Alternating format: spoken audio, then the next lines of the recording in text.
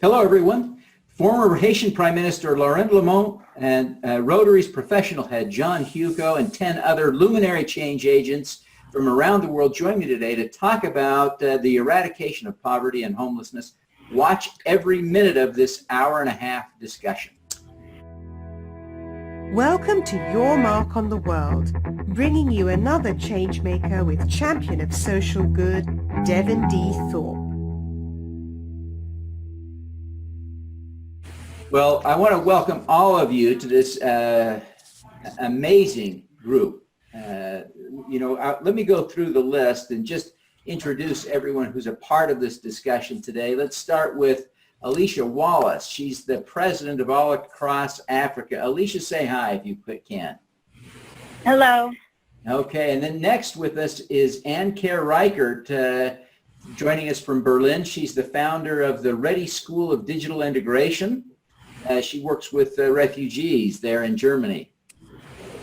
It's a pleasure to be here. Thanks, Anne.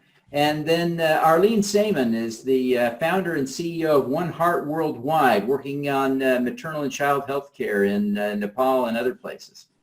Thank you for putting this together, Devin. Honor to have you. Eitan Stibbe is an impact investor and founder of and CEO of Vital Capital. Eitan, it's a joy to have you on the call today. Thank you, Devin. And then we also have with us James Mayfield, who is the founder and of Choice Humanitarian, and also working in Nepal. Jim, welcome. Thank you, David. Happy to be here. And then we also have with us John Hugo, the General Secretary of Rotary International. John, it's a joy to have you with us. Devin, good to be back with you. Thank you. Judith Walker is the CEO and founder of African Clean Energy. And Judith, didn't we decide that you're the youngest member of the group? We did decide, although I think I jumped in on the conversation a little late. Thanks for having me here. We're thrilled to have you. And Katie Myler, CEO and founder of More Than Me, and was recognized as one of the 2014 Time People of the Year. So she's remarkable, and welcome, Katie. Thank you for having me. And then Laurent Lamont is is an impact investor and the former Prime Minister of Haiti. Laurent, welcome. It's great to have you back. You're muted, but we're thrilled to have you and appreciate you joining us for this important discussion. Mark Horvath is with us today. Mark is a remarkable guy, the host and producer of Invisible People. It's a YouTube show that's attracted 2 billion views, he told us last night. Did I get that right, Mark? Is it 2 billion? No, it's our total reach in the last 5 years has been 2 billion people, not including things like, the TV and speaking events and everything. Yeah. So that's pretty good. 2 billion's a pretty good run. So we average about 4 million views a month, and being the topic is homelessness, it's quite a miracle. Yeah, we're thrilled to have you, Mark. Thanks. And Morgan Simon. Morgan, we're thrilled to have you here today. Thanks for joining us for this important discussion. Absolutely. Morgan is the founder and chair of Transform Finance, and a real passion for a more egalitarian world. So we're thrilled to have you, Morgan. Thank you so much, Devin. Well, let me start, Alicia, by asking you a question.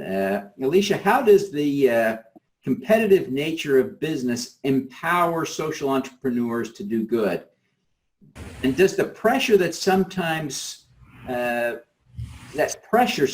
push social impact into a secondary objective behind profits? Yeah, great question, Devin.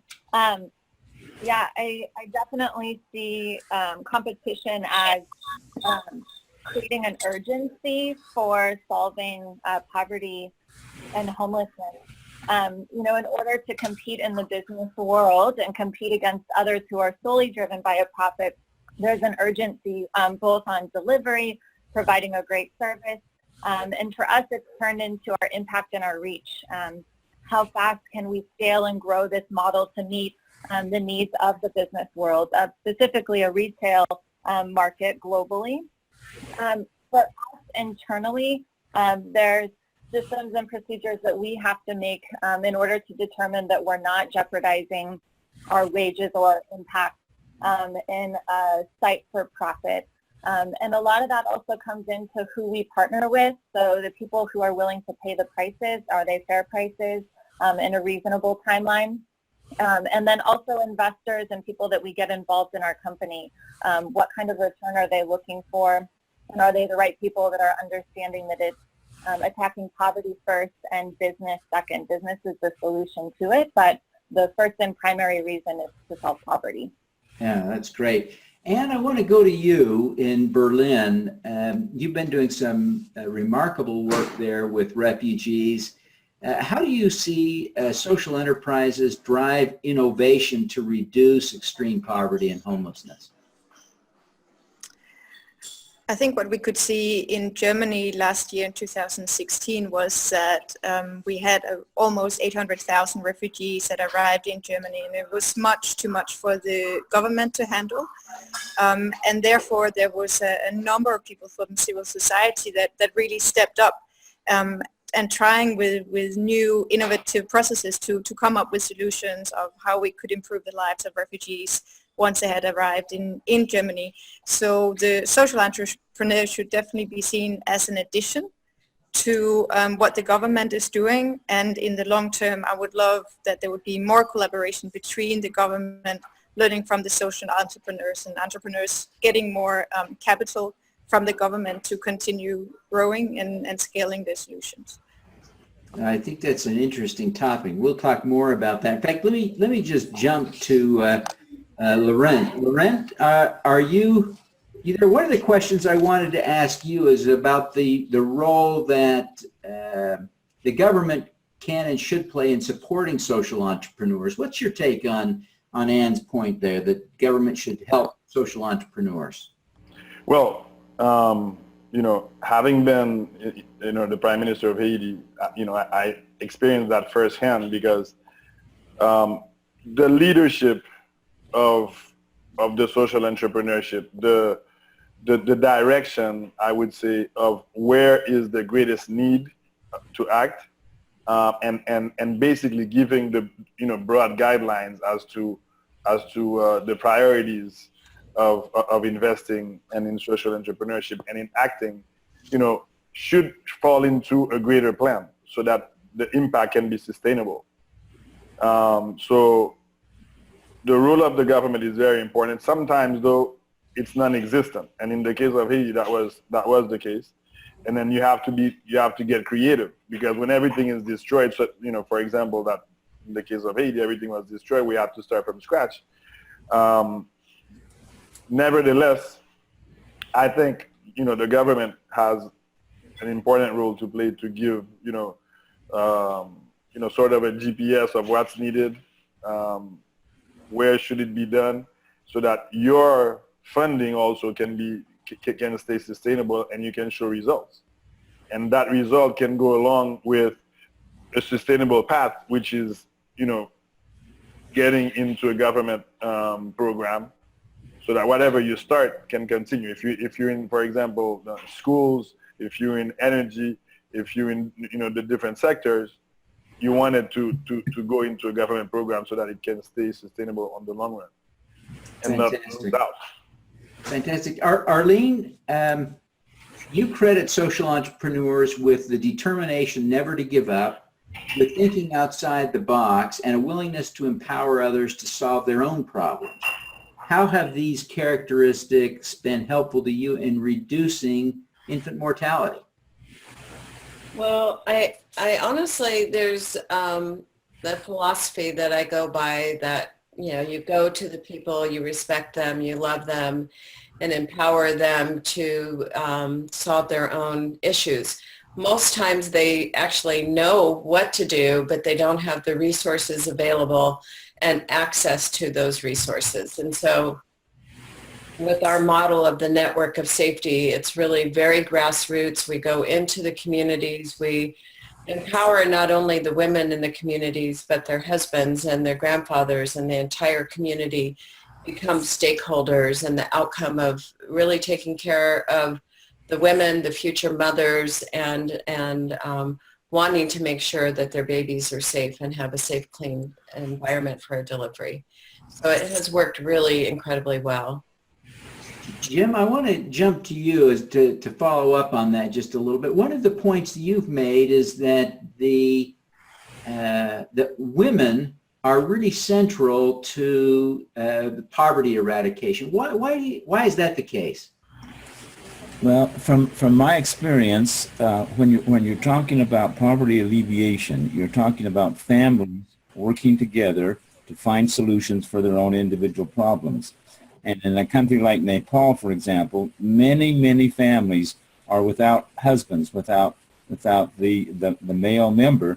A lot of them leave the country, leaving their wives behind, and women are in a position, are essentially responsible to maintain their families. And we played a very important role in Nepal in making sure that all of the programs that we are involved with, we train, for example, in Nepal, we've been training about 800 leaders in the villages of Nepal. Half of them are women. And I've been absolutely amazed at how easily women are able to take on leadership responsibilities in the development of their individual communities. That's great. Great. Eitan, you've spent decades working in Africa. What is the most important lesson you've learned about eradicating poverty, and how did you learn that lesson? Thanks, Devin. What we found is that the most important issue is sharing in order to reach scale is working with government. So we established the concept of affordable housing or agro-development or water projects, and we try to cooperate with the government so that the interests are aligned. That's the only way we can reach scale. To give you an example, for affordable housing, we are willing to invest in the housing itself and offering a lower cost to the public.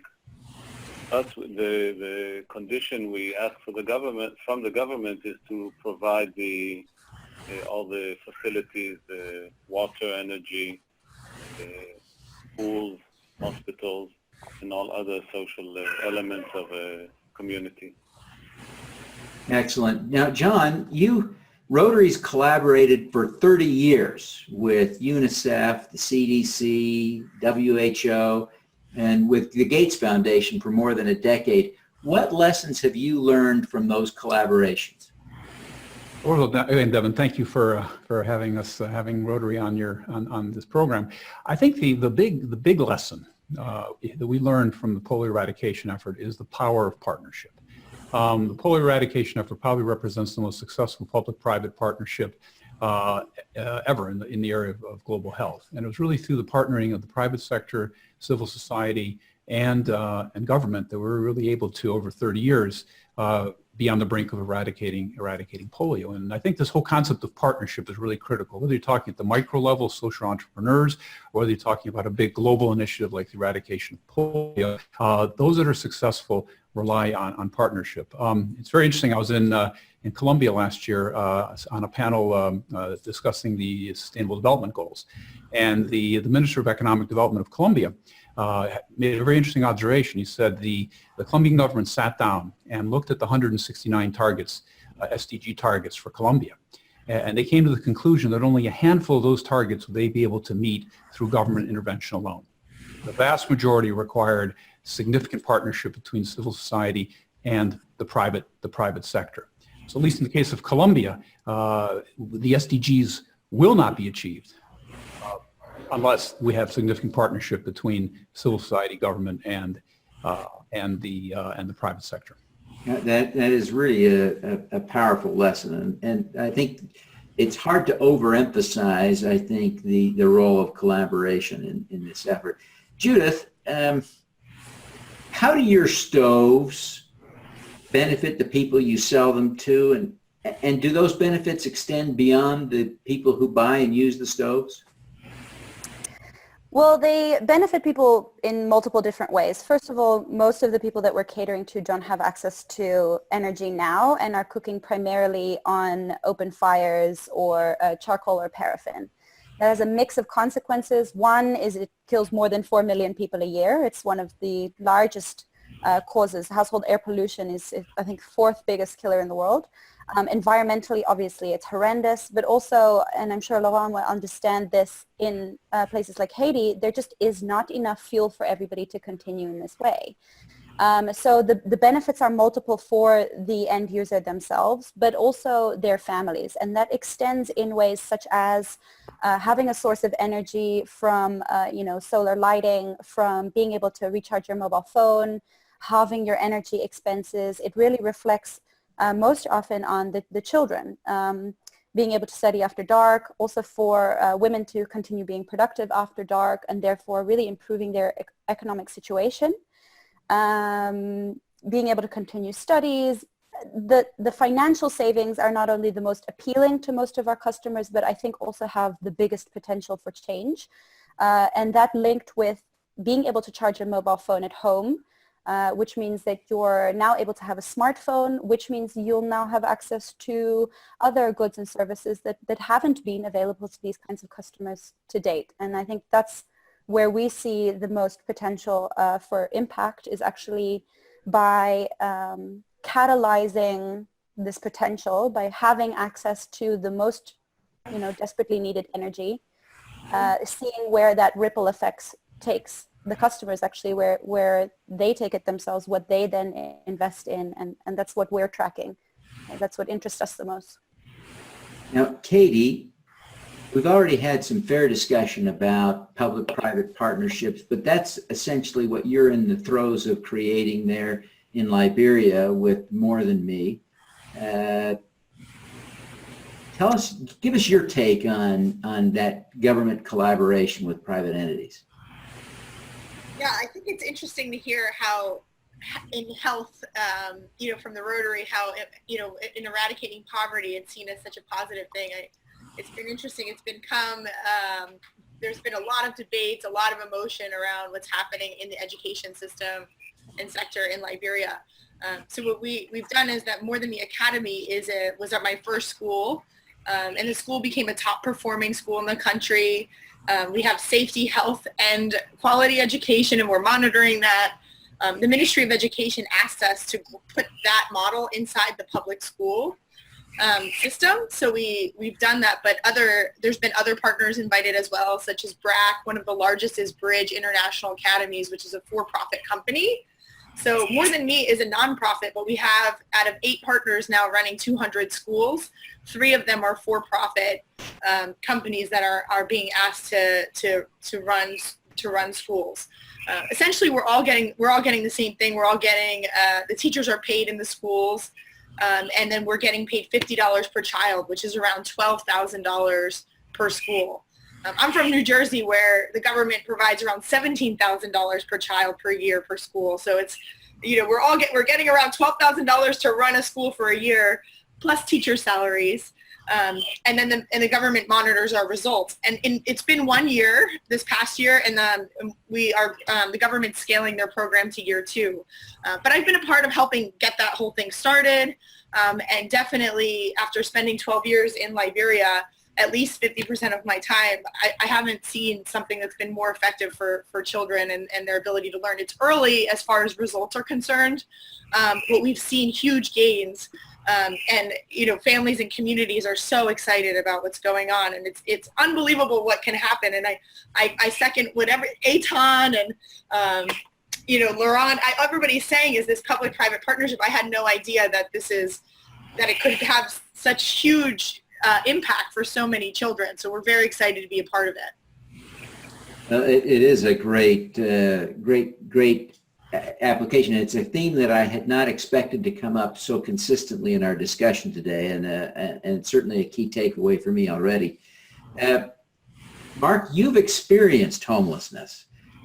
You've interviewed hundreds, maybe thousands of homeless people.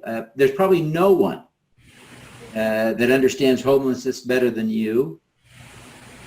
You've indicated that you fear a perfect storm of automation coming that will leave millions of people worse off than they are today. How do you propose that we address that now before people end up on the streets? Well, first, I just want to thank you for having me, and I got to apologize for two things in advance. I have huge passion in this area, so get ready. And second, my focus is homelessness in the United States. Now, as a TV producer, I've been to Sudan. I've helped raise millions of dollars. I do some international work. But what I'm talking about is really the United States. And there is a perfect storm coming, and it's not just automation. We also have a serious issue with affordable housing. So yesterday there was a report in Los Angeles that when rents increase 5% next year, and they're projected to do that, another 2,000 people will be out on the streets. Los Angeles already has a 23% increase of homelessness from the year before. So it's a very serious crisis. Now, there's more truckers than any other profession in the United States, I would assume most areas. And in 5 years, trucks are going to drive themselves. And in my profession, which is marketing, they say only the poor person that has to go to the meetings will not be automated. I mean, Associated Press is now using computers to write stories. Whether it be minimum wage or high-end jobs, we are going to see massive job loss in 5 to 10 years. I have clients that have social enterprise. I love that, but I think we need to address it really at the core roots. And again, I'm talking United States. It's completely different in Africa and some parts of the world. Otherwise, we are going to see a very serious problem. And what I'm talking about is things like a universal living wage. I mean, in the United States right now, everybody's talking about bringing up a minimum wage to $15. You're going to see almost a 45% job loss, according to the Obama administration did a report on automation. Minimum wage at $15 an hour and housing increase is not going to help a whole lot. The topic that's been very common here has been collaboration. That's key, important, and brought up something that, you know, when the refugees came into Germany, that they weren't ready for it, and it was the general public that rose up. I believe the faith-based organizations of all different faiths are going to play a big role in addressing the poverty that's going to hit the United States and probably the world, much more than our. The other thing that I think of, and I'm going to do a little share here to help point, I call it the coffee kiosk. So I don't know how many of you have been to like a startup like YouTube or Uber or Box or Airbnb. On the left is a coffee kiosk at YouTube. There's one every 150 feet, okay? And there's free Red Bull, there's free cereal, free bananas, free oranges, free coffee, and they're throughout. I mean, there's all kinds of other perks. These are just coffee kiosks. On the right, I was chief marketing officer for a $23 million nonprofit out here in upstate New York. This is our coffee kiosk. It's self-funded. It's not that we don't care for our employees any less. There's just no money. There's so many restrictions on funding that comes into the NGO sector from either foundations, and foundations don't like to fund anything new because new things don't fit into old buckets. And to address my point, let's use Twitter as an example. Twitter changed how the world communicates. It changed how the world communicates. I'm going to go stop my screen share. Twitter changed how the world communicates, and it's a pretty whacked idea, 140 characters. But somebody went and invested in it.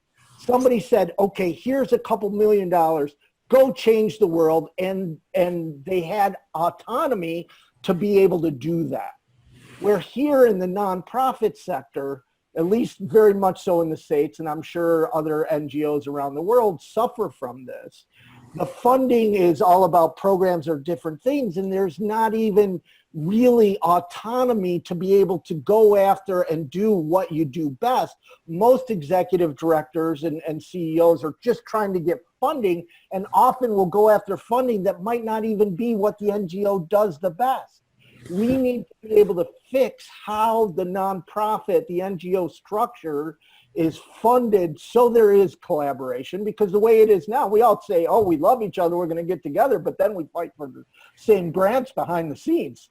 You know, I mean, come on, let's be real. So we need to be able to fix the nonprofit structure, one, but more importantly, we need to address poverty, homelessness, which is a wage and a place to stay, and healthcare at the root causes, or we're going to see, and I'm a positive person, or we're going to see really a perfect storm.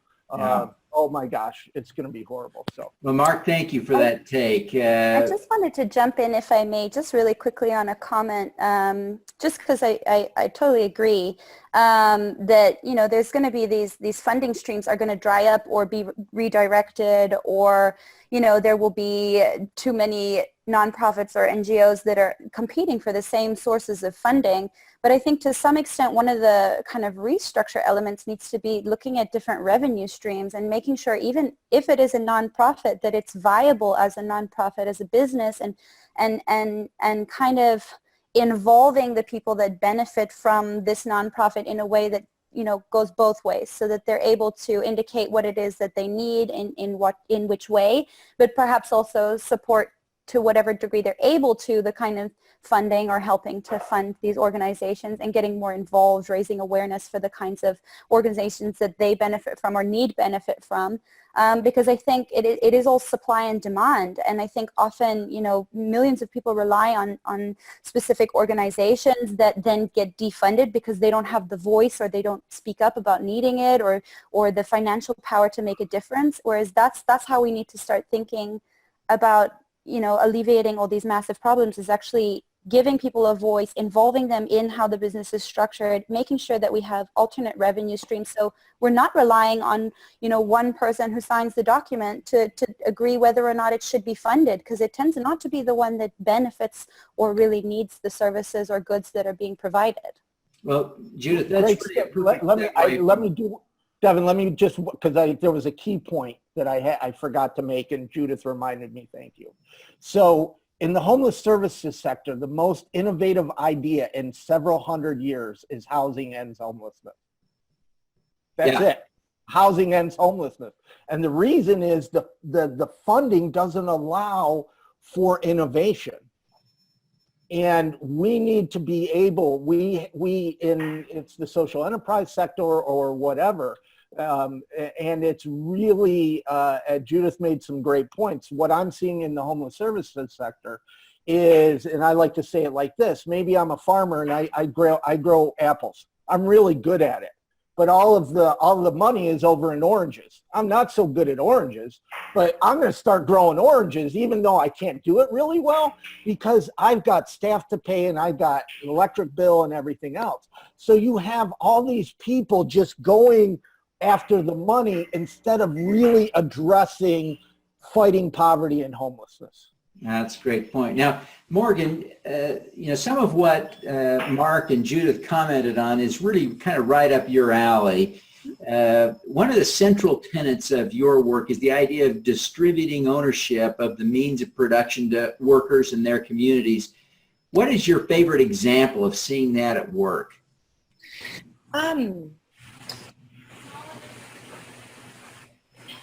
I'm thinking about, in the context of impact investment, because that's my field. I've been an impact investor for about 17 years, and I think a lot about what is the type of infrastructure that we need to be able to enhance ownership in society.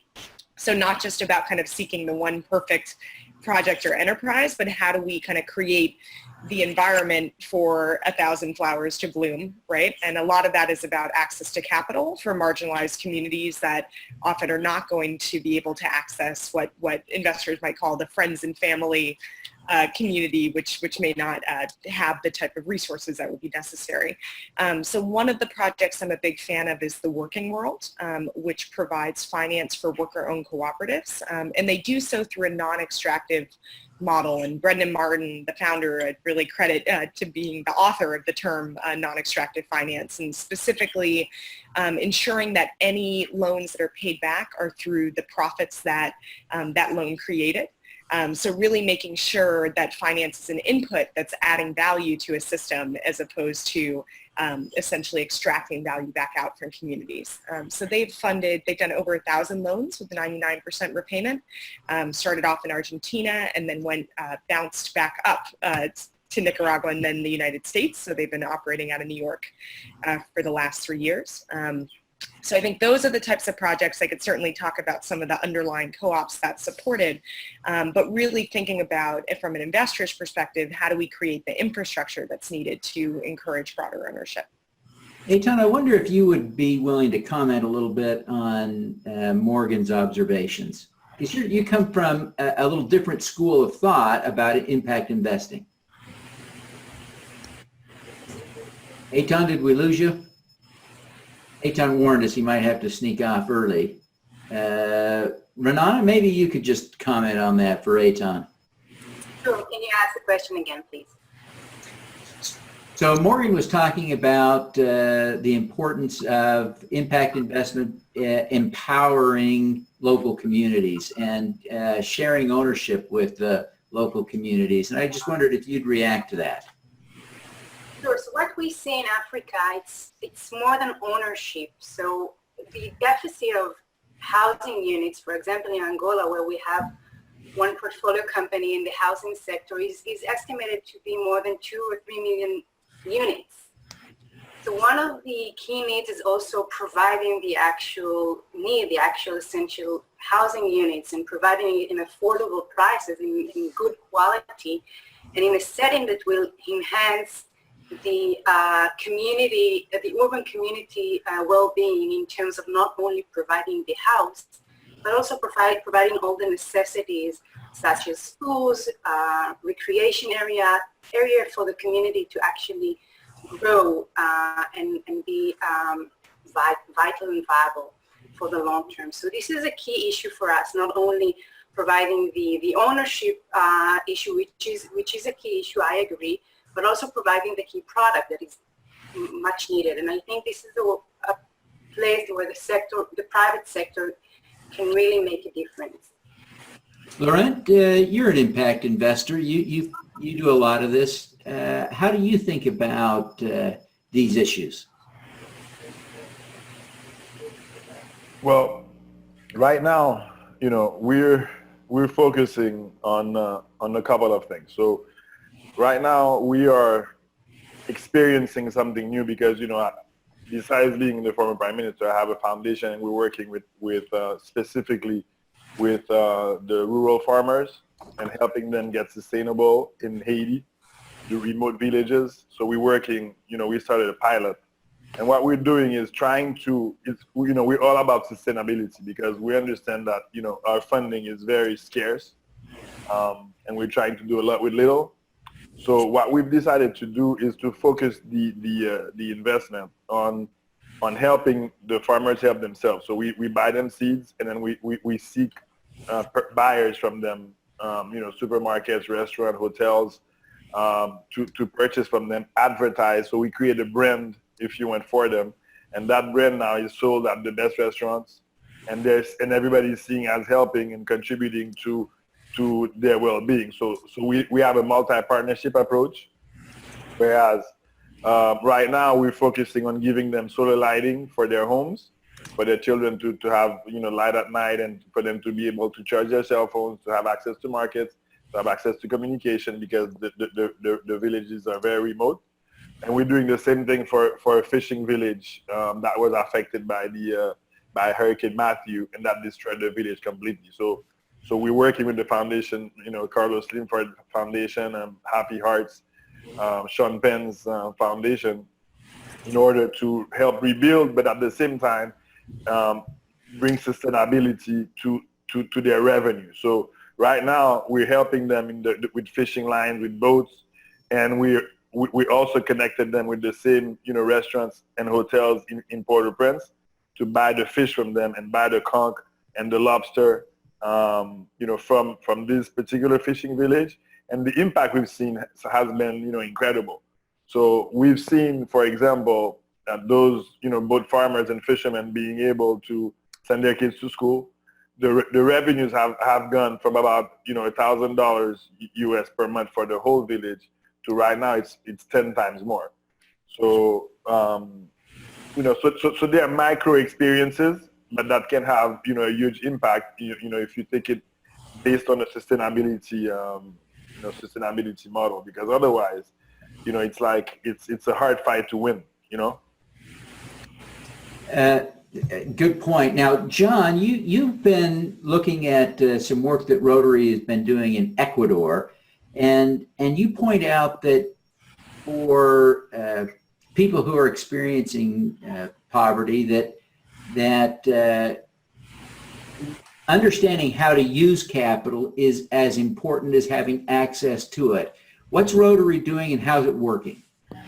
Well, Rotary, we're very community-based. We have 35,000 Rotary clubs around the world, and they generally bring together community leaders. So we have a very strong network worldwide of people with deep roots in the community. And our goal has always been, several people talked about sustainability. And one of the things I think we've been very successful in doing is having our Rotarians in different areas, Ecuador is an example, working with local entrepreneurs, working with putting together schemes to develop microfinance programs, and then mentoring those people. So it's not just simply providing the loans, but it's helping them with the business plans, it's helping them develop structures so that they can become viable and sustainable ongoing business going forward. In the United States, for example, we've got a very interesting program that started in Detroit called Launch Detroit, where local Rotarians have banded together with local financial institutions, with governments, to provide a structure to train up small entrepreneurs. And that model is now being replicated in many cities around the world by Rotarians. But I think if you sort of jumping to a slightly higher level, Devin, I think the big question here is how do we channel the private sector, because that's where really the money is in the private sector. And the long-term sustainable solution is vibrant economic systems and economies that work, provide people with jobs, provide people with income, with the ability to take care of themselves. And the real big question here, the real holy grail, is that how do you inculcate into business models the idea of social good? So social good becomes part of the core business model of a corporation, for example, as opposed to just sort of corporate social responsibility, which we're doing today. Cut a $10 million check to some NGOs, we've done our social good. How do you inculcate social good into core business models where share price is reflected by your social impact, and compensation is also in part a factor of social impact. And that's not easy, but that's the holy grail. And you've got things like the UN Global Compact, Paul Pullman over at Unilever, Alex Faber at UBS, some sort of heavy-hitting corporations now that are beginning to think very seriously about how do we work to change core business models where social good becomes not just something we do on the side, but part of our everyday business. Well, that's a great, powerful observation about the role of business in eradicating poverty, and I appreciate you sharing that point. I would love to comment on that if I may. Please. Because I totally agree. I think it needs to be a bigger part of business that the impact that a company can have is, involved in decision making.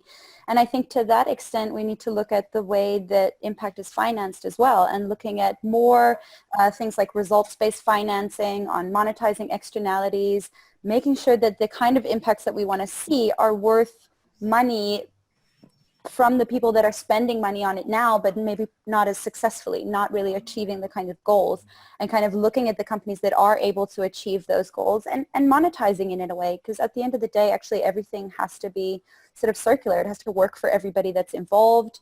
And in the same way, I do believe that the business models of, nonprofits and of for-profits and everything should actually become more similar, more like each other, and look at, how can every person who participates within that business model actually receive the slice of the pie that they need to.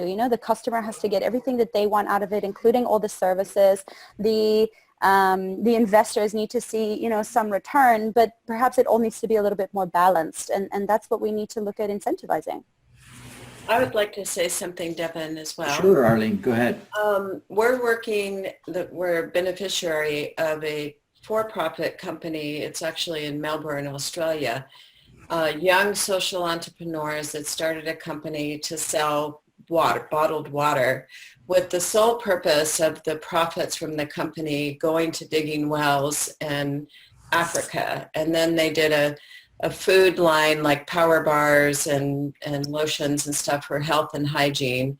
And now they're doing a baby line, and One Heart is the recipient of the profits from their company. But the whole company was set up right from the beginning that all profits from their sales go to charity. And then they set it up that so when you buy the product, it has a code bar, and you can actually see where your money is going to be invested. And I just think, there's no reason why, that would solve poverty in our country. Think about Amazon. The amount of money that would come from just Amazon alone to eradicate, poverty in our country. And it's just we're not set up that way. We're set up, we need to buy more, 5 or 6 homes or more, instead of really addressing the issues at hand that we can solve. And I know Mark has addressed this. We can solve poverty and housing problems. And this is one way. And my second question was, for those of you that work on poverty alleviation, is it across the board that usually investing in women and microloans are the best value, more likely to pay back the loans, more likely to use that money for health and education for their children, or is it more cultural specific? Like, is that different in Haiti than in Africa than the U.S.? Jim, do you want to tackle that? Yeah, it's really interesting that so often we ignore the women and the role they play in society. There's no question about that. And what I'd like to suggest here is that we have to begin to think about how to integrate the activities of the social sector, the private sector, and the public sector. Too often, it's like a series of separate activities going on in these communities, and they're not talking to each other, and they generally ignore each other. And when these sectors are working together and involving women for example, in an enterprise activity, we've got a program in Nepal called Collective Collateral. And this Collective Collateral program essentially says too many NGOs go in and do credit programs, and then they leave, and the program dies when the outsiders leave. What we've tried to do is to help individual communities start their own cooperatives, begin to encourage savings among the community members, women in particular, and these funds then go into a bank account. And banks, of course, are not willing generally to give loans to people that have no collateral. And so what we've essentially said in these communities is, you villagers together create a system of collective collateral, which says that an individual family can develop their own business model, start a goat farm, or start a fish pond, or whatever their enterprise is, and the community guarantees that loan to a local bank. When that happens, then the banks begin to realize that those in extreme poverty actually can't pay their loans back. And that seems to me to be the key to sustainability. When there's banks providing resources for men and women in communities, not relied on some outside NGO that will be there or won't be there, but a local community bank, that seems to be one of the keys to sustainability. I mean, can I add something to it? Please, Lauren, go ahead. Yeah, this is the the key to it all, because one of the biggest, factor into keeping people in extreme poverty is the sustainability. So they, for example, we had a very large conditional cash transfer program that we put together with 122,000 moms that were living in extreme poverty. So we did the if you want, the screening, okay, to get the poorest of the poor with the World Bank, and we got 122,000 of them, which we gave a conditional cash transfer every month of about $20 to $25. And the condition was that they have a record from the schools that they would send their children to school. So that's the condition for them. And what happened is it worked. I would say it worked at 80%, because what happened is that they grouped together in those cooperatives, okay, that James is talking about, and they had, for example, peanut butter shops that they were producing and selling to the community. Now, what happened in conditional cash transfer programs, there was a change of political leadership, and then that program got dropped. And then now the women that had graduated and out of poverty now didn't have these means, and the business didn't really have the way to get the collateral from the banks. So I didn't do the last mile, if you want, which is what you're talking about, having the community being able to guarantee the microloans, to the local bank, and that part was not done, and that part probably is the most important one. As you're helping, you need to keep it sustainable that way. I don't know if you have maybe a concept paper or something about that I could propose it to the new government that's there, so that they close that loop, because that part they don't have it. Okay. Thank you. May I add something? Yeah, please. So I would really like to support the concept of no trade-off between financial and social goals and returns. And I think we see more and more evidence that this is actually possible. And there are different business models that we can implement in order to gain these results and have no trade-off. For example, in Vital Capital Portfolio has some portfolio companies that using an outboard scheme. So one of the key, one of the most important poverty alleviation strategies is obviously to increase the income of people, and using individuals as suppliers can really increase their income. So we track this indicator, and Vital Petroleum Company made over $47 million in payments to local farmers' family, and this results in raising a farmer's income from way below minimum wage to over sometimes $2,000 per month. So we can see actual results in implementing these integrative models of both financial and impact goals. Now, well, I guess.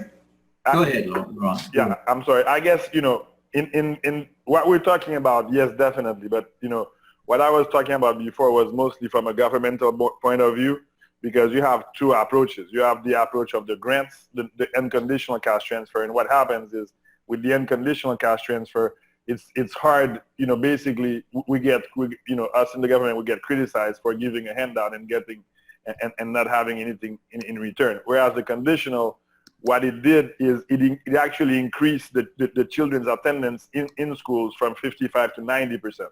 So that was, a win, for us to be able to increase the school attendance while helping the moms, provide for their children after school. So it's a little bit, the philosophy, I guess, from a government point of view, it's a little bit different than, of course, what we're talking about now. You're perfectly right.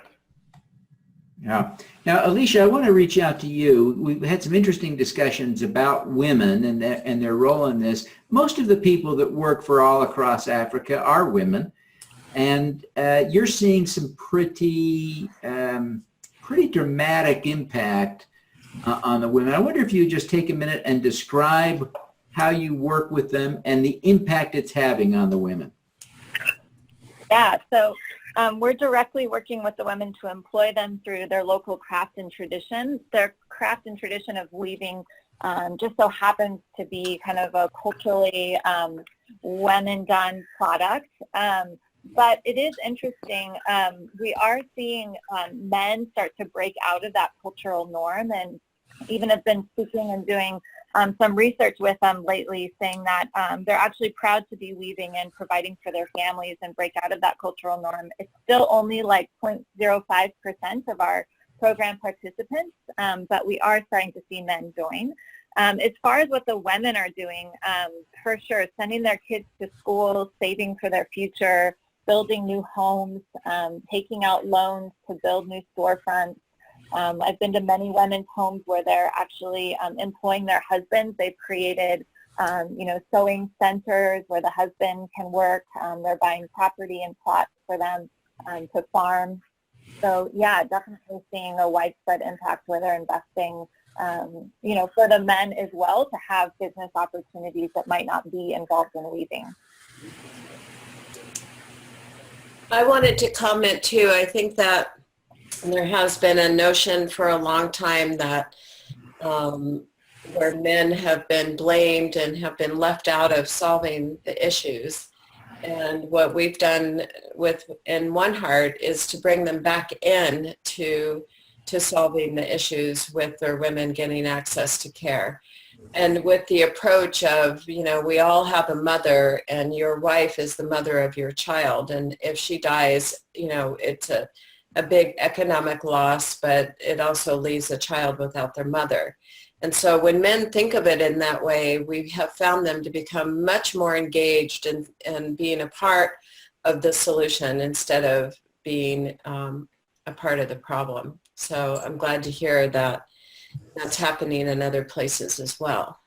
And I want to shift gears just a little bit and talk to you, ask you to comment a little bit about the value of education. You set up the Ready School of Digital Integration to help refugees get employable skills, I think would be how you might describe it. How's that working, and why do you think that's so important? So what we do at Ready School is that we're helping fill the unemployment gap that there is in the German IT sector at the moment. There's 51,000 available jobs, which means that the German business world is actually suffering because they can't get access to the talent. And this we really saw as an opportunity to create a win-win-win situation whereby the German industry is earning more money, the refugees are getting jobs, and German society overall is winning because the refugees are getting access to the job market much, much faster than normal. But we're a little bit different than a traditional school because all our teachers are volunteers. That means that they are actual professionals working in the IT sector, whether it be in startups or large tech companies like Cisco, SAP, and Facebook, who are some of our partners. And those companies are sending their staff to come and teach at Ready School once or twice per week for a couple of hours. And this has a great benefit that our students, of course, are learning the theory that is necessary, but they're also learning the soft skills, and they're getting access to the network that can really help them get a job. Because I think just teaching hard skills is not going to be enough. We can see in Germany, part of the problem is that the refugees end up in what we like to call the refugee bubble, meaning that they are getting access to German education, but our students are only learning German with other refugees, or they live in refugee camps, so all their friends become refugees. And really breaking out of that system and getting German friends who are in professional jobs who can open the door and make an introduction for you to the Amazons or the SAPs of the world is really, really necessary. So I think we need to rethink what education is, that it's not necessarily 9 to 3 every day. We need to rethink the role of the teachers and have a much broader idea of lifelong learning, especially in the IT sector. It's a industry that is moving so fast that you really need to keep up with your skills all the time. And this is part of what we're trying to teach our students, is their approach to learning needs to be something that is an ongoing process. Devin, can I make a point about schools just for a minute? We've always believed that if you build schools, the children will come. But we've found in many countries where I've been working, that if both parents are literate, 90% of their children are going to the schools. If one's literate and the other parent's not literate, it's about a 50-50 chance. But if both parents are illiterate, only maybe 15-20% of their children are going to school. So we've been making a very strong effort to say, okay, you need schools, you need teachers, but what about the role of the parent? And by increasing adult literacy programs in the villages where we've been working, we have increased that bottom 20-30% of the extreme poor children who don't go to school because they're out begging and there's no impact from the parents. As you train and provide adult literacy programming for the parents, the children automatically begin to go to the schools.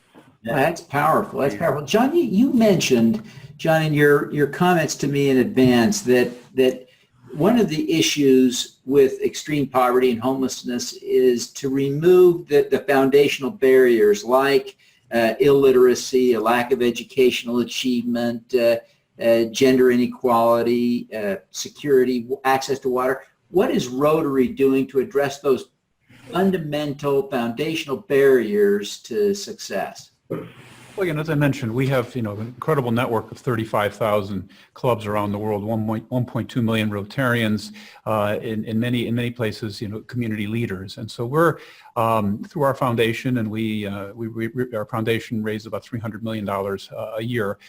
We provide grants to Rotary clubs around the world, 6 areas: maternal child health, disease prevention, treatment, peace and conflict resolution, water and sanitation, microfinance, and literacy. And I think through the grants that we provide to our clubs and the projects that they're doing in these 6 areas, I think we're doing a very important job in terms of addressing some of these key issues that you highlighted, Devin. In fact, Anne, who was just speaking earlier, is a Rotary Peace Fellow, is a recipient of one of our grants to do a postgraduate studies in peace and conflict resolution. So we're trying to take a very holistic view in terms of addressing these various different interventions that lead to alleviation of some of the issues we've been discussing.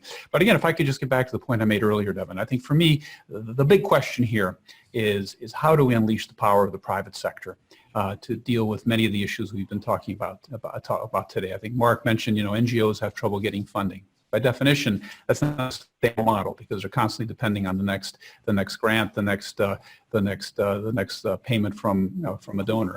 What is sustainable is sustainable private sector growth, strong economies where people have jobs, people have the ability to take care of themselves, where we're increasing incomes. It's all about increasing incomes. And so very often the NGO community, the private sector is viewed as the enemy. In my view, the private sector is the solution, not the enemy. But again, as I mentioned earlier, these problems all need to be addressed in a cohesive fashion with the private sector, civil society, and government working hand in glove. I agree, and actually just a note on that. I agree that there needs to be work opportunities, creating local economies, stimulating local economies. One of the things that we've seen is that often the reason that, for example, women aren't able to generate income or get jobs is because they spend so much of their time doing things like gathering fuel and getting water and these kinds of wasted hours and fun income, because it's often also very expensive to be poor. They're the things that we're kind of looking at trying to alleviate so that it then can catalyze more economic opportunities. So I think, again, working hand in hand at looking at the root cause of problems, then also having something to sort of catch people once they do have an education or more time, and often that's also then not considered, and that's where I see the potential for collaboration. Look at solving the problem, but then also, okay, so now someone has a business certificate and they're ready and they have more time and they have a bit more money, but then there are no jobs available, and these are the things that we need to look at holistically and kind of, what happens when it's a slightly improved situation? Well, then we need to keep that impact going, keep that momentum going in order for it to be sustainable and long term. And that's, I think, how we need to collaborate more as well, including with large corporate private sector, creating jobs. Great point. Can I weigh in on that? Anne, yeah, go ahead, Anne. So one of the things that I would love to see change when it comes to refugees is that we can see, for instance, in Jordan, the Syrian refugees, and it's between 1.2 and 1.5 million people. They are desperately needing jobs, and I was just in Satsuri a couple of weeks ago and talking to the people in Satsuri camp. The one thing that they say is that they have enough certificate to plaster their walls with, but they don't have any jobs. But on the contrary, they're also not allowed to create their own jobs. So entrepreneurship is not something that the Jordanian government is actually allowing. And I think this is where I would love to see a big change, because if refugees was actually seen as an asset and as an opportunity for the Jordanian people to make money and to have more cash flow into the country by having these entrepreneurs coming from outside, I think everyone would stand to benefit from it. But government regulation limiting entrepreneurship is definitely not helpful. That's a great point. I wonder, Katie, I want to go back to this question of education. You work with people, and you've been there in Liberia working for a long time. Now, remind me how long, but I think it's on the order of 8 or 10 years. And so you've seen some of the girls you helped earliest now grow and mature and move on. What sorts of outcomes are you seeing, and what are the gaps that are left to fill after they're educated? Yeah, I moved there 12 years ago. I started my organization in 2009, and my oldest student is only in 11th grade. So we're not quite there yet. But that was at our first girls' school. We have a guidance counselor that has a plan for each of those girls, and you're able to do that for 200, 250, probably up to a few hundred students. But now we have 5,000 students, so obviously that will get more complicated, and our goal is to reach up to 20% of the students in the country. But one of the comments that I wanted to make was, I have never, you were talking about the value of education, and in Liberia, when Ebola hit, it was very clear. It was like a magnifying glass for everything that we're talking about here. Many international organizations left. Many obviously stepped up as well. But the people who were fighting on the front lines that were saving lives were the local people. But they didn't have access to the resources that they needed. Oftentimes, Liberia, there's a saying, if you want to hide something from a Liberian, you put it in writing. There's a big issue with literacy and comprehension and critical thinking skills, and I saw this firsthand. And I realized that, even Liberians that have a U.S. passport were leaving. Anybody who could leave left. Many people stayed in indoors in meetings. And the people fighting the hardest were the people that obviously were most at risk, and they were fighting for their own children. And that is what led to the fact that, after watching so many people die, we've also were a part of saving many lives. Our team was changed, and we realized that, because we started off as one school, we realized that our girls at our school will never be able to thrive. Even if if this is the Harvard of all schools in the world here in Liberia, they can't thrive if they live in a society that's vulnerable. And the root to that vulnerability is education. Obviously, it's all of these things connected together. You do need jobs, but you need roads for companies to want to come. You need stability. But education, if you don't have basic education, which in Liberia, it's not like the refugees and it's not the situation where there are actually, it's not like India. There are jobs available in Liberia. So I couldn't be more excited and proud, which is weird to say. I think people could be really critical of me when I say I'm proud of the Liberian government, but they've taken some really bold steps in thinking, very entrepreneurially about, if that's even a word, about how to solve these issues. And the private sector, both companies, philanthropic dollars, NGOs, we've partnered all together, and I've never seen anything like this. And I'm really excited for the results. Of course, it's not perfect. We need roads now, but companies are going to want to come to Liberia, and more jobs will be available if you have more. Right now everybody's importing their workers from the Philippines or from the United States or from other West African countries, and it gets very expensive. But if managerial skills were available, and there's plenty of research and surveys that support this, it makes it easier, obviously, for companies. And there are companies there, but they have to bring everybody in, like I said. But I believe the private sector will only grow, as the country stabilizes and there's more basic education for everyone. Mark, I want to shift gears and ask you to ground us a little bit in our discussion. And I hate to put you on the spot, but you have a perspective none of the rest of us have. You spent some time on the streets, and I wonder if you would just tell us what you learned as a homeless person that the rest of us just don't get. Well, so I'm going to change that a little bit. I've been kind of waiting, and John's right, John from Rotary, about the private sector. But how you get the private sector is you control. I mean, you can change the world tomorrow by what you buy today. The private sector is all motivated by profits. Right now, the stock market in the United States is seeing more profits than anything. That's not going to translate to jobs. They get more money, they like more money. So you have to put it in a way that is going to motivate them. And the only way to motivate them, the power is in the consumer. So cause marketing has gotten really big. There's a lot of businesses that realize that if they add a cause, they can increase their price point. Now that's cause marketing. Now, cause marketing I don't think is bad, but good cause marketing puts the cause alongside of profits and doesn't just do it for profits. The last time I knew, only about 5%, that's an old stat from 3 or 4 years ago, maybe it's 10% now, of companies actually give back in the United States. I would assume that's probably global. Could you imagine if more did? The other issue is then, look at Bill Gates and Warren Buffett have this giving pledge, which is wonderful. Oh my gosh, it's wonderful. But then each millionaire and each billionaire picks whatever little cause they feel close to their heart. And it might not actually be what's really going to end poverty and homelessness, but it's their passion. All great. But then again, you don't get funding allocated to where it might have the most impact, right? Nobody can argue that Bill and Melinda Gates Foundation has had tremendous impact in ending poverty global. But I'll give you a great real example. So in my work, Gates Foundation flew down to take me to breakfast. I've been there speaking, love them, amazing. But it's been mandated that they only fund homelessness in 3 counties outside Seattle.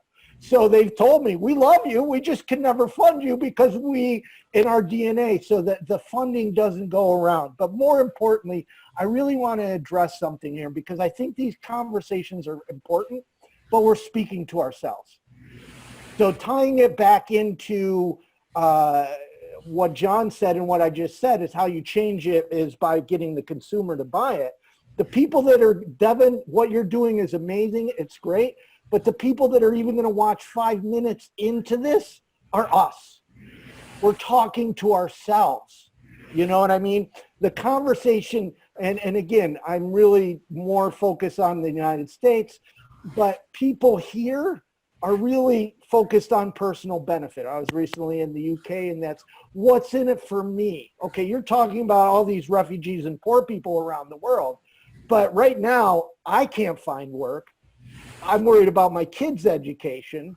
They're concerned about them. And so how do we frame this conversation so it's inclusive and not exclusive? And I know that, and again, back to the homelessness, which is my lens, the homeless service sector shares all kinds of messaging. I saw one today from the UK about only 1/3 of homeless people can access healthcare. And I'm thinking, the general public doesn't care. They do not care about homeless people to begin with. So why the heck do they care that they can't access healthcare? But we think that, it's just human nature that we think that everybody's like us. So since we have big hearts, everybody has big hearts. And to really narrow down my point is really, we have to figure out a way that we can include the general public, the people that are going to make purchase decisions or make donations decisions or make even better policy decisions into this conversation instead of continuing to speak in an echo chamber. That education that we're talking about, educating people and refugees and women and kids and everything else, crazy important, but we're not going to have the support to do that work unless we educate people outside of our sector. You make a great point, Mark, and I hope that by sharing some of this story on Forbes that we'll be able to reach some of that audience of people who aren't focused on this full time. Sorry to interrupt. To elaborate on that point a little bit, I think we also need to look at the beneficiaries, really the end user themselves, and whether or not this is a service they want and need. And I say service, but I mean, we sell goods to the end user. And one of the most important aspects of that as a social enterprise is that they hold us accountable. I mean, our main revenue stream is from the end user, the beneficiary themselves. And I mean, our product is around $100 in the markets that we sell them. Obviously, that's more than a lot of our target customers can afford in one go. And then it becomes our responsibility to make it affordable. Now, I don't mean cheap, I mean affordable. So we provide microfinance loans so that people are able to pay it off over time. And we actually see that with the product that we provide, it basically pays for itself because it saves the customer so much money.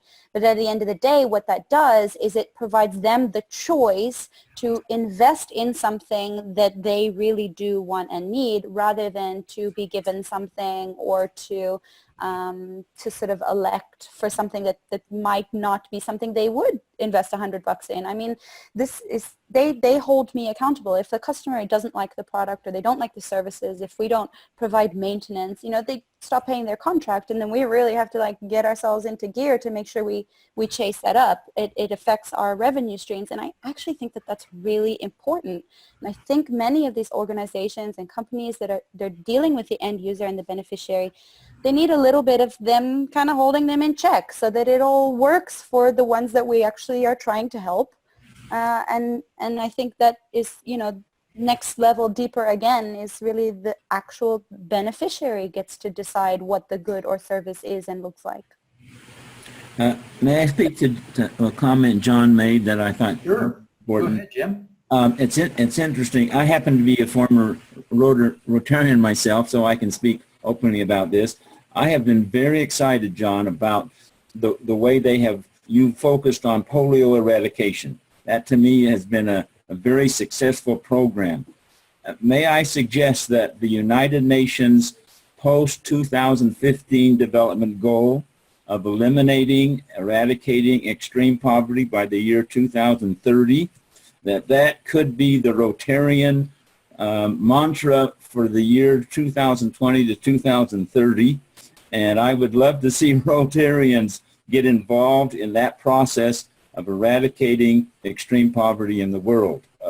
And I say that primarily because I've come to the conclusion that only when we really focus on extreme poverty, we talk about poverty in general, but the focus on extreme poverty to me is crucial, because anyone who knows anything about the bottom of the pyramid recognizes that there's a tremendous financial opportunity here, investing in the bottom of the pyramid. And if businessmen and the world could see the value of helping the extreme poor move up into that middle upper poor area, that to me will be the key to the eradication of extreme poverty. John, do you want to just respond to that briefly? I want to give you an opportunity.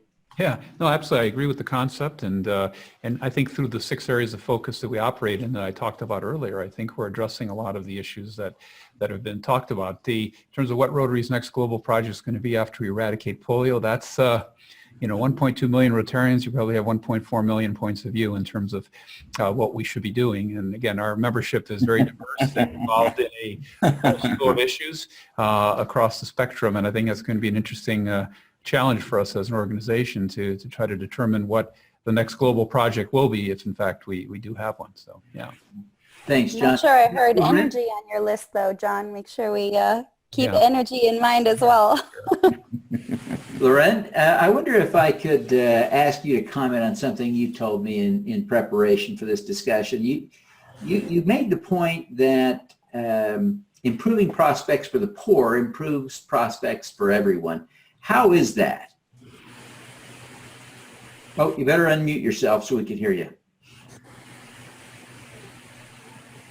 Well, that's the purpose what we've been saying is to change the paradigm in the private sector, understanding that, basically inequalities are bad generally across the board, whether it's in the United States or in those, 20 poorest countries in the world right now. So fighting, coming up with strategies, thinking, brainstorming, doing this type of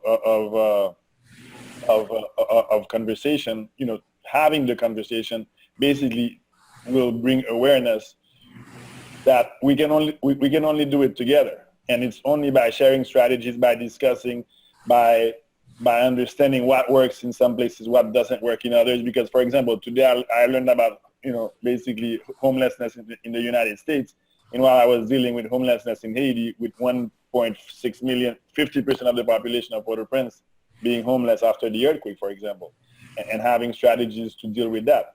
So fighting at, I would say, improving the quality of lives of the poor has worked, because we've seen a significant amount of people graduate out of extreme poverty, but we have work still to do, and we have just to continue pushing into using the right method, into continuing to working in that extreme issues, and understanding that right now, because of all the progress that happened in fighting poverty, right now, you have, about 10%, about 10.7, you have about 700 million people still living in extreme poverty around the world. So it's a winnable fight.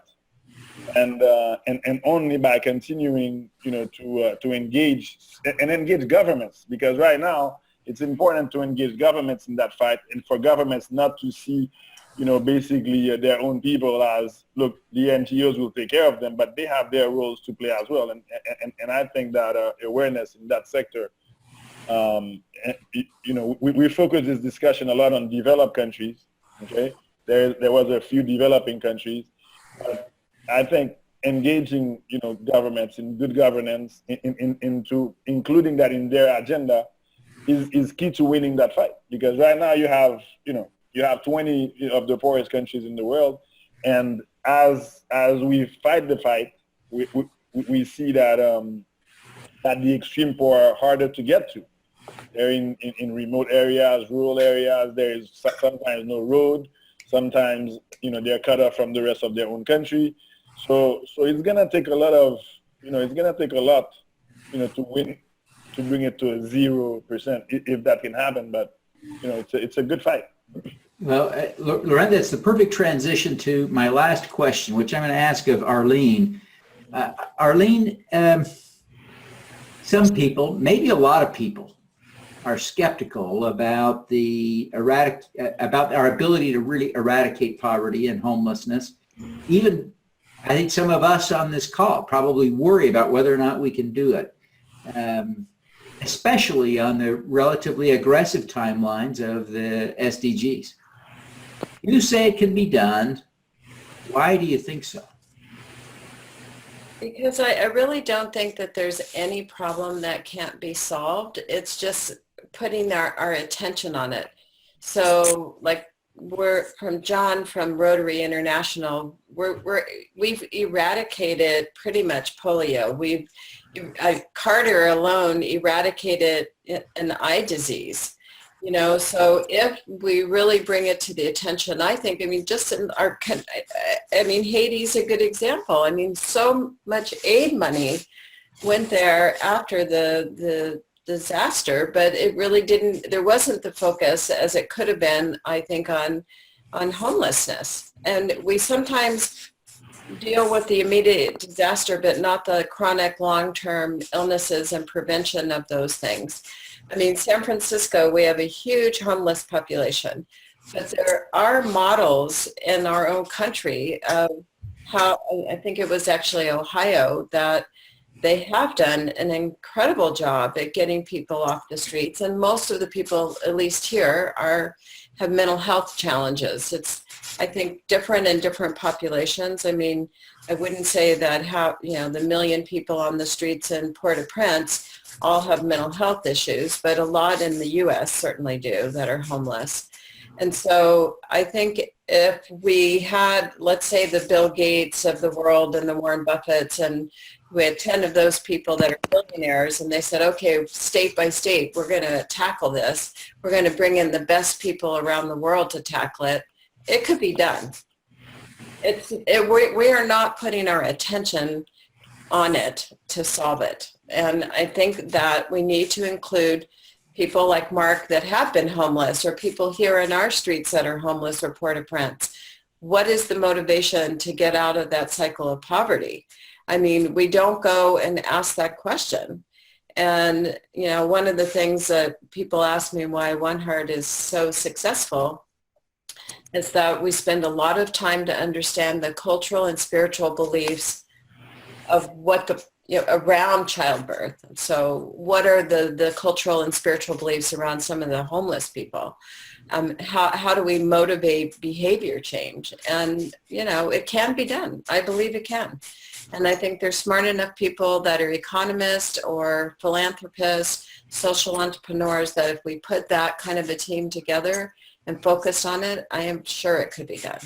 We can go to the moon. Yeah. Arlene, and also technology can play a big role. Yeah. Yes, technology has the potential to help us, even though I think Mark is not crazy to talk about the challenges technology represents. I think it will also be there to help us. I want to thank all of you for taking the time to participate in this discussion, and just wrap up by saying that you all give me hope that we really can do this. Each of you in your own very different particular ways inspires me. You inspire other people. You give me reason to believe that people of goodwill around the world can come together and solve our biggest problems, including, perhaps first and foremost, the extreme poverty and homelessness we see making so many people in our world miserable. So thank you for not only joining me today, but thank you for the great work that all of you are doing and the difference you all make in the world. Thank you for listening.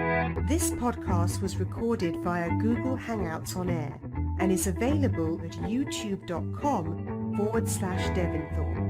Subscribe to this podcast on Stitcher or iTunes by searching for Your Mark on the World. Every weekday, Devin hosts a CEO, celebrity, entrepreneur, or other changemaker here on the Your Mark on the World show to inspire and prepare you to make your mark. Devin is a champion of social good, writing about, advocating for, and advising people who are doing good. He is a Forbes contributor who is a recognized thought leader in social entrepreneurship, impact investing, and crowdfunding. To book Devin as a speaker, visit devinthorpe.com. Learn more about Devin's work at yourmarkontheworld.com.